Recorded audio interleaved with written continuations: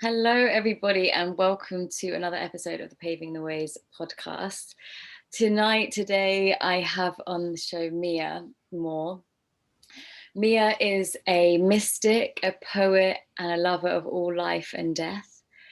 Her background in dance, embodiment, creative therapies, and sexuality gives a blend of the artistic to the world. She was born in the Arctic North and traveled the 7 continents before the age of 30 and currently resides in the paradise of Byron Bay. She runs online programs about astrology, dakini work, and embodying the cosmos, and hosts in-person dance and void temples weekly. So hi, Mia, welcome to the show. Thank you for coming on. Hi, Georgie. Welcome. Thank you. Thank you for welcoming me. Thank you for welcoming me too. So I know that you do a lot of body work, and something that's been on my mind recently is this kind of chapter of social distancing. And I think for people like me and probably like you, when we're in our communities and with our friends and family, you kind of forget what's going on for so many people out there. So something that's I've been really contemplating on is like, wow, if we're not careful, this social distancing can become the norm, which is quite which could be quite worrying if that happened. So I'd love to hear your perspective on this. Yeah, I mean, we kind of started diving straight into it. I was very fortunate throughout 2020 because the pandemic didn't really touch Byron Bay. Like, we didn't really have cases. Like, it never rose to a level where I think we went through a 2-week period of like, okay, we need to isolate because a friend of ours came from abroad, but like, we were still in this very liberal sense of like, okay, everything's kind of canceled, but nothing's really happening to us. Like, there's no big swells up, and just following the global situation almost from afar and from TV. My only interaction with, like, we never wore masks. My only interaction with the whole reality was 2 days in Melbourne over the New Year's, and it really traumatized me. So, as a perspective of someone who's, really worked with the body all my life, and I decided halfway through the year to really run weekly events based on touch and dance and embodiment as almost like the balance point to all the distancing that was going on. And I felt like I was doing something in the time of prohibition. Like, I was like, oh, I'm running these underground contact dance temples, like, don't tell anyone, like, you can just come to my house and we'll keep it small. And it was such an oasis to a lot of people. Like, it just became a community of like, okay, I need my oxytocin, I need my skin touched. And especially for people who haven't got close family or partners or anyone to live with, I can't even imagine. Like, I can imagine. I've been there and I've lived in isolation a lot in Finland, where I come from. That's kind of the norm. The cultural norm is social distancing. But having almost like rehabilitated myself throughout my whole life to be dependent on touch, I'm just following the world, and I'm looking at the world really asking this question, like, are we okay? Like, are you okay? Would you like some touch? Like, where are you getting your nervous system needs met? Yeah. So growing up in Finland, do you remember a part of your life where you thought, hold on, I don't want to do things like this. I need the touch. I value the touch. Yeah. So just on that background, when I was growing up, I think throughout my life, like, I don't remember going from childhood to teenage and it changing. The winter is 6 months long, and it just killed something in my brain, like, it is literally nighttime 20 hours a day. And everyone in the culture is already quite isolated. We don't have a hugging culture. We don't have a kissing on the cheek culture. We say we wave hi, and like, maybe you hug your friends on occasion, but it's really not a touchy-feely place to begin with. And then you add this like frosty -20 degrees to it. in the nighttime, and we start to really live inside our heads and inside our own little boxes of whatever is going on here, and translating that to the outside world. Maybe you've noticed Scandinavian culture can be quite weird and quite freaky, and there's all these like anomalies, almost as if when we get stuck in our own heads, we go on tangents of all kinds, including mental illness and including alcoholism being very common. And I suffered from kind of seasonal depression throughout my teenage life. And in my childhood, it was panic attacks, really being scared of the dark. So I knew at 18, I was like, I'm done. I need to leave. I can't handle another winter in this climate. Also because I didn't have connections and I didn't have closeness to other human beings that would understand me and feel me. So I took a leap of faith and I just, applied to a university and I left. I was like, okay, this country, I'm just going to go there and see what happens.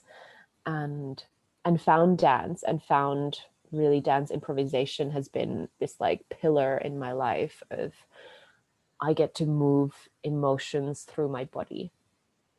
And I've been on that journey since then.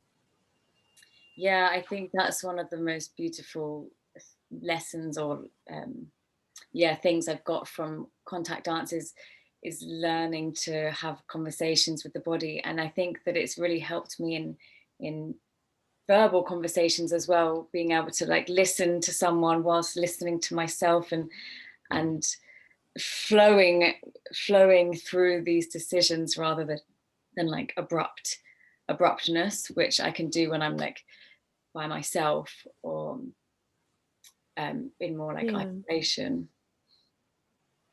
Yeah, there's 90% of the conversation happens below the head and consciousness.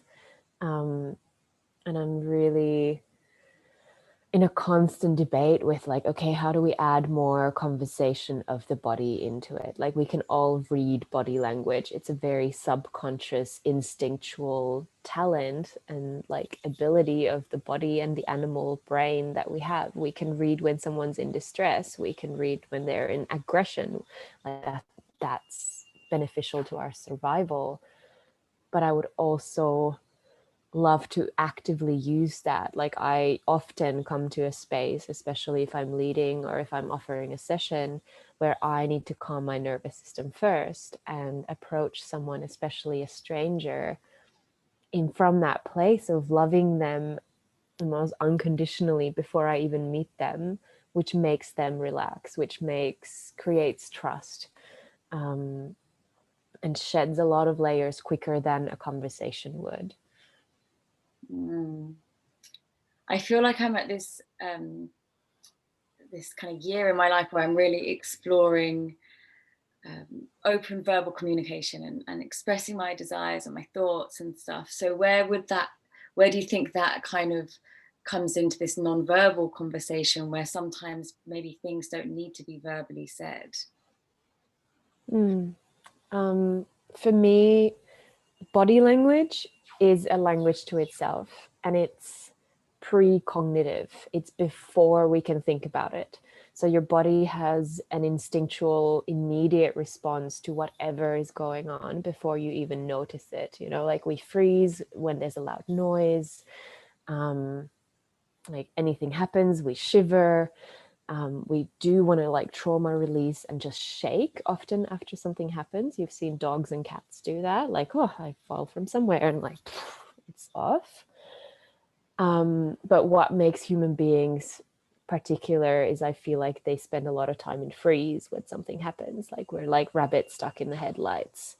And especially in a world of continuous stress, we just like tend to bottle things up and hold things in, and then you go to have a massage and try to figure out how your body was used to being before it got into that state. So a lot of the conversation is just kind of jabbed into the body and it's not coming through. So I would start with loosening the body, and again, like moving on your own by yourself, at least trying to establish this connection between the mind and the body for yourself, so that there is enough time to like notice, oh, I had a reaction to that. How does my body feel about this person or this issue that I'm dealing with? And I often go into just like a 5-minute, instead of speaking to my partner, if we're having an argument, I'll just rather go and like emote and feel and move it through before I can form a coherent sentence of what's actually going on. I love that. So if people were listening and they were thinking, I want to explore more touch and like deeper communication with the people around me, but it's not really the norm in my family, say, do you have any suggestions for how to kind of lean into those new ways? Yeah, I'm really lucky that I went into kind of the dance and movement and bodywork realm through kind of therapeutic approach. And within that, there's a lot of speaking about, okay, what's okay with boundaries, and also how to dance with people who are in various states of psychological health or even incapacity to move. I did a beautiful course on moving with people who might be in wheelchairs, or I used to work with elderly with Parkinson's and Alzheimer's, and really anyone can dance, and anyone, you can establish rapport with anyone, literally strangers. Like it should be possible with your family, or even just like people in the shop. From a distance, we can start to mimic each other's body language. And there's something fun about doing things in synchronicity. And this is something that I only picked up when I went to Africa, which is also a big teacher of mine in like embodied tribal communication, is doing things in the same rhythm. Whether it's walking, whether it's breathing, whether it's talking, there's an inherent rhythm underlying everything. And I feel like especially Western society has just fallen out of that rhythm. So it's not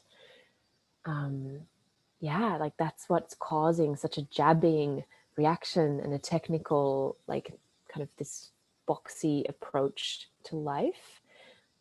So I would try and first of all find a rhythm, a common rhythm that we can all be in, whether it's a rocking back and forth, or it's just sitting on a couch and leaning on someone and just leaning with the shoulder, touching another person, especially if it's family members, and just breathing and just finding enough time, taking enough time to breathe together.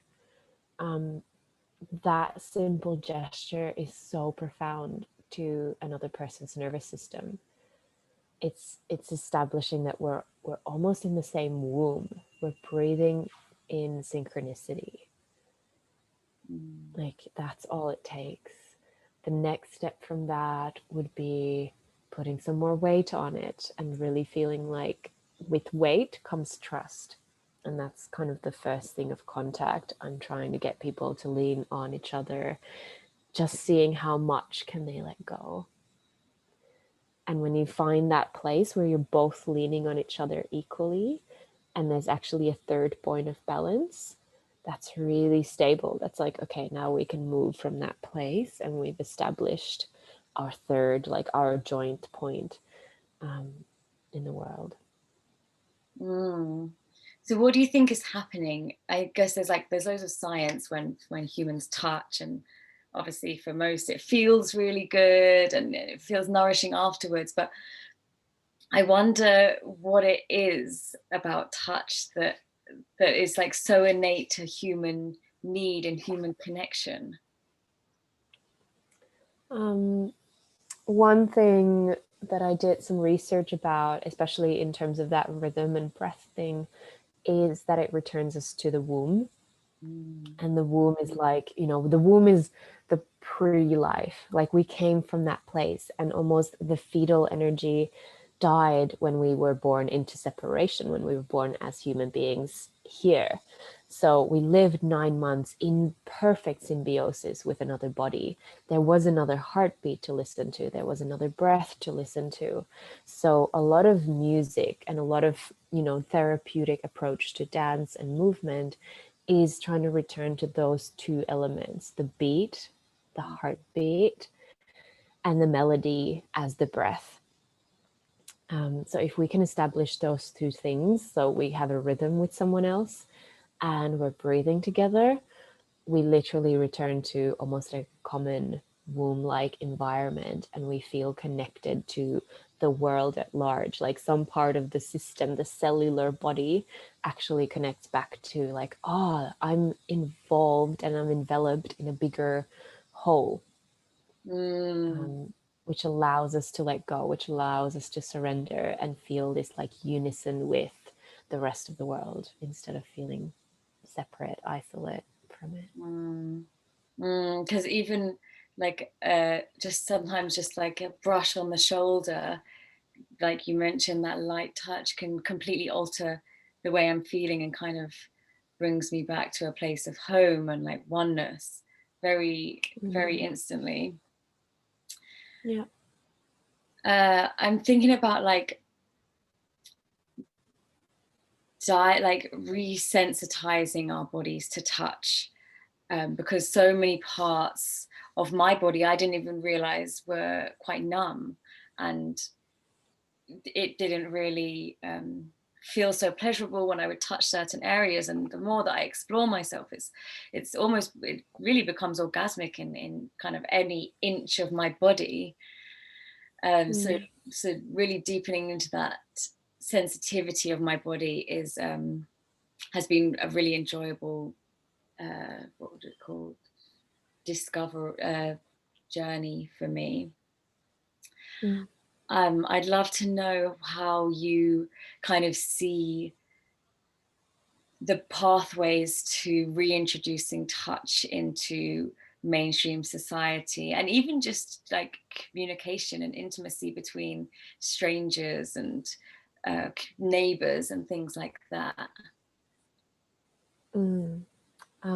Yeah, this is something that I'm taking on as a research question this year, and I really want it to almost extend contact and something else that I do weekly called Void Hours to the world, so that people can start doing that process. And like I said, I think the first thing is coming in touch with your own body, and like you're saying, like realizing there's numbness or there's trauma after months and months of lockdown.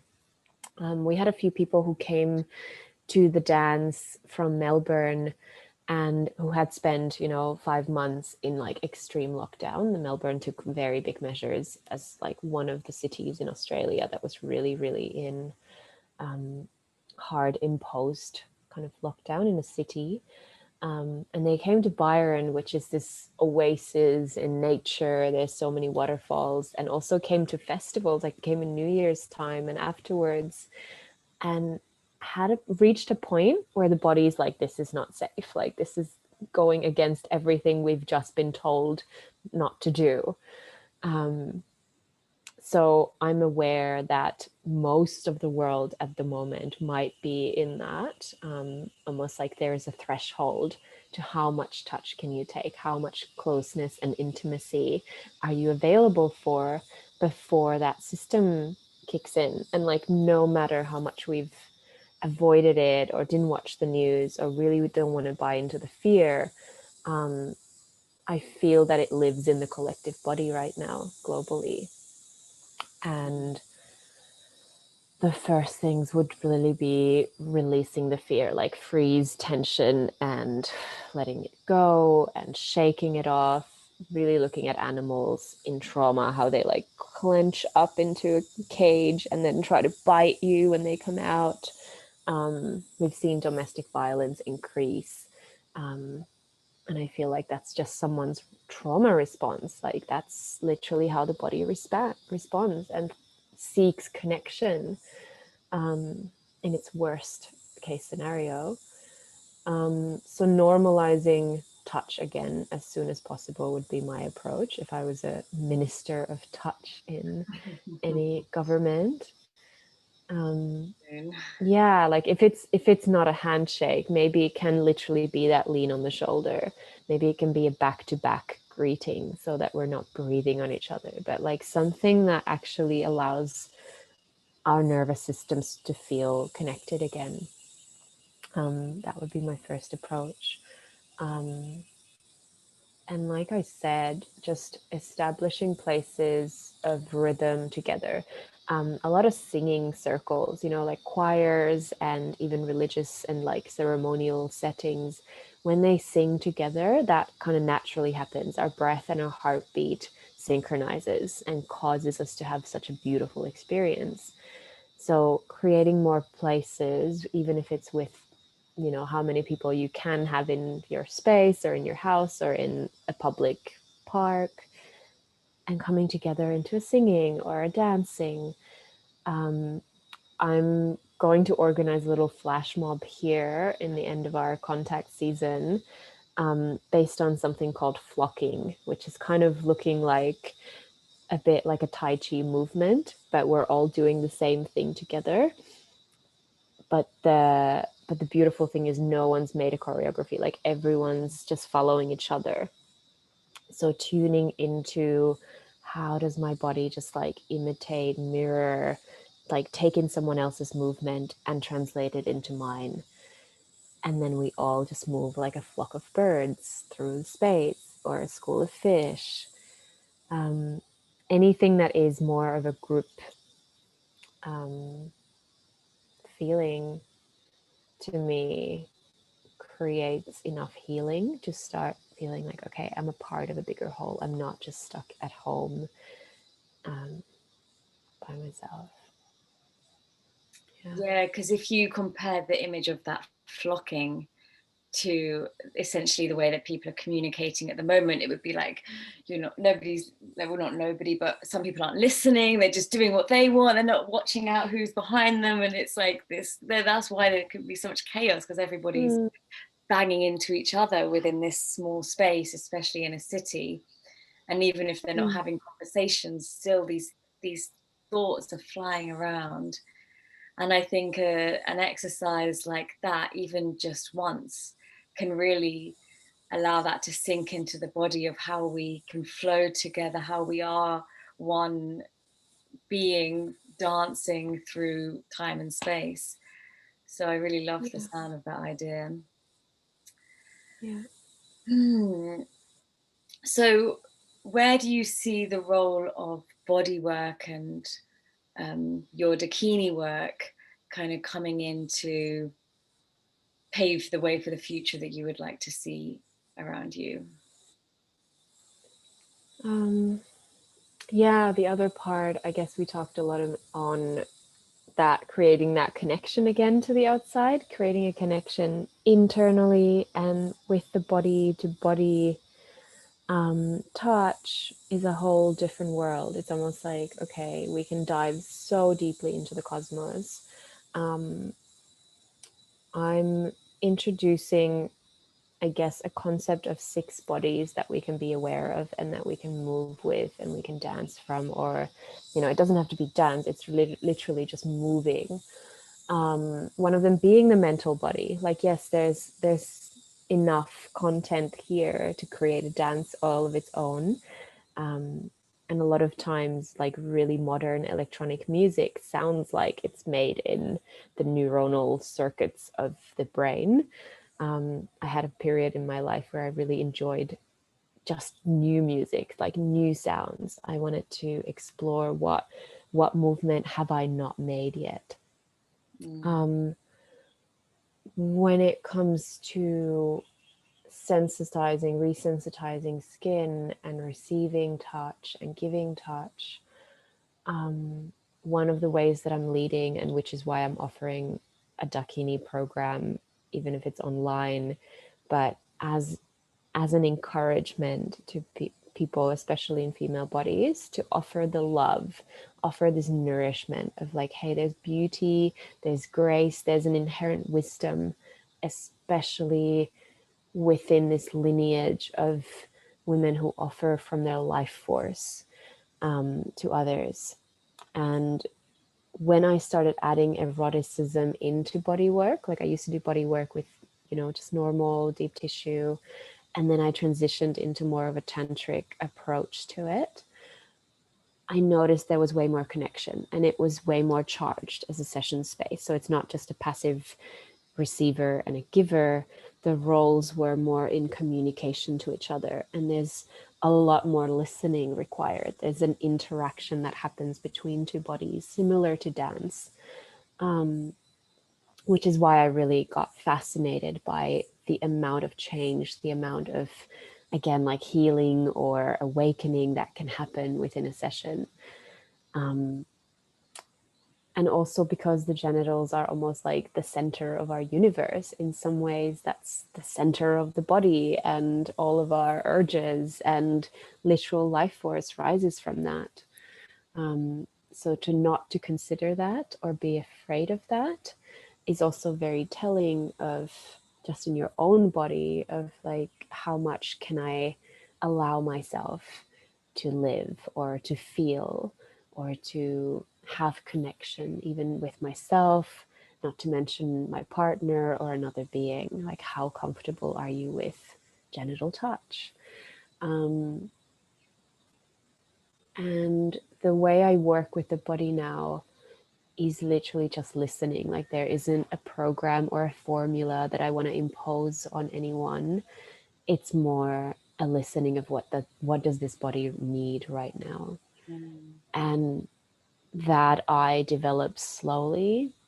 And this is something that I'd love to kind of add and start delivering a longer kind of program of, is really, how do we read body language? How do we start to really gain this eye of analyzing this person's, just how they move means that they have attention here and attention there. And if I just place my hands on a certain point in the body, the whole system becomes aware of that point and starts, unfolding itself again. So there's a lot to be said on the nature of touch, the intention of your touch, the intention of the other person. What are they willing to release? What's actually possible in between us when we're doing this dance? Yeah, I think the reading of body language is so important when introducing touch to people that maybe aren't as tactile as I am. So I sometimes have an impulse to just, go up to everyone and want to hug them, and some people are not ready for that. And it's even I was in Thailand during lockdown, and it got to the point where some people were saying no to hugs because of COVID, and it was like, it's a really big lesson and a learning for me to know how much is too much and how to kind of ease people in, because it's like pleasure and touch and sensitivity is really something that needs to be stretched lovingly into. Yeah. The quickest way to tell, even with your own body, so I'll invite everyone who's listening to try and practice and just put your hands on your body or let them wander around and just find tissue that would feel tense, or anywhere in the body that feels numb, or anywhere that you actually haven't touched in a long time. I'm feeling into my calves. That might be tense because I'm sitting down. And even if you're tensing something because you're in a posture, what if you put your hand there and start breathing into that place and softening that tissue and that muscle? And just feel what happens to the rest of the body once one tissue, one muscle group relaxes. The whole body starts relaxing. And the biggest point that happens is that our nervous system and our focus point changes and starts being in proprioception, being from the inside out. So spending a lot of time in self-caress and remembering the body, in particular if you're in a city, in particular if you're in public transport, or in a place that is full of people but feels disconnected. When I was doing dance movement therapy studies, I literally had to move out of the city because I couldn't handle my body becoming so soft and so aware of every movement, every person's, whatever is going on for them. I moved to the countryside and I had to live in my own house to be like, okay, I don't hear anyone else's stuff. So there's definitely time for just being by ourselves, calming the nervous system for yourself, and knowing that oftentimes when we're with someone, that's our response. Our body is already responding to them before we interact. Yeah, and with the touch, like the self-touch, I find that if I have tension somewhere, all it really needs is some attention, some awareness, and when I can bring spaciousness into that place, it allows it to transform really quite rapidly often. Yeah. It's a great practice. So I'd love for you to share anything that's on your mind, if you have anything else you'd like to share with the audience, and then also a bit about what you're currently like offering in the world in person. Yeah. Just feeling into, do I have any closing statements? Yeah, what I really want to offer, and I want to do this online as well, starting soon,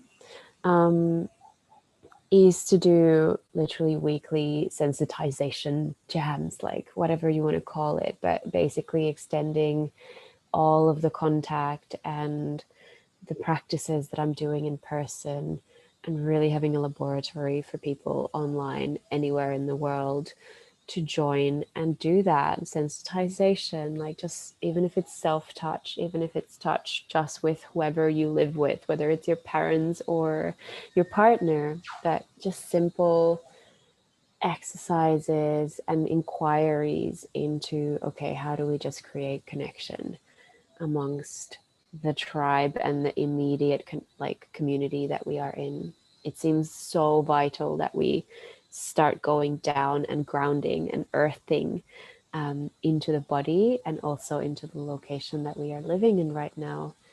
I have felt what a beautiful opportunity it is to actually deepen with certain core people in your life where you are right now. Yeah, and I'm starting Dakini, a third round of Dakini work in February 11th, and it's just like last spots remaining, so I'm not sure when this is going to come out, but do reach out if you feel called to actually give touch to the world and want to learn more about it. So is that online, the Dakini stuff? Yeah, it's And all online. How do you find that you keep this like level of connection and intimacy whilst doing online stuff? Because I know some people have resistance, me included, to doing online things. Yeah. It's mainly based on just practices that you do, and I invite people, if they want to work with someone this whole time, they have a partner that they can rehearse with and do practices with. Like, I don't really enjoy doing lectures and sitting in front of the computer either, so I'm trying to do, even if we're having group calls, there's mainly like a half an hour bulk of just movement.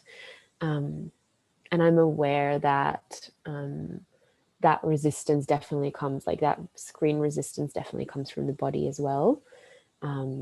So we just need to find more ways of like, okay, maybe we just face this way while we're talking. And, you know, I'm hoping that screens will evolve into something more ergonomic and dynamic. Maybe I can project your image to the wall and it's different than having it on a screen. But yeah, so far it's worked and it's reached the world. So I want to extend that as much as I want to extend practices to my local immediate community.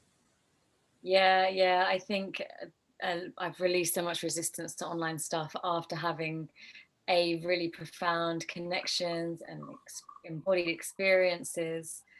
And it's an incredible tool to connect us with people doing things that we can't find in our local neighborhood. So yeah, it's definitely powerful running alongside the in-person stuff. Yeah, and it's actually attested to me. I've been in a few containers where we can feel each other from afar. Like if I'm starting to have a process or an energetic engagement with you, it actually translates through the whole planet, which is phenomenal, which is amazing. Like doing partner stuff or dating someone online, like we all felt like this, like, okay, but my body is activated right now. We can't even control these things sometimes. So yeah, the whole universe of what our body is capable of is still under research for me. Like I might go back to school and try to study that further because it's such a big field. Yeah, and I think doing online stuff kind of gives me space to observe my own body without thinking, should I touch them? Do I want to touch them? With that, eliminating the touch kind of then allows even more exploration within myself.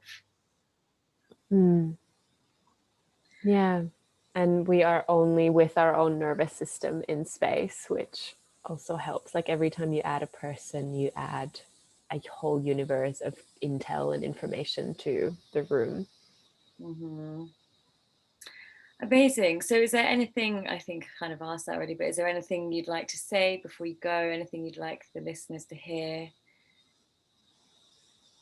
No, I think just keep dancing or touching each other, or if you can't touch anyone else, just touch yourself and, be with the body, like just be with it.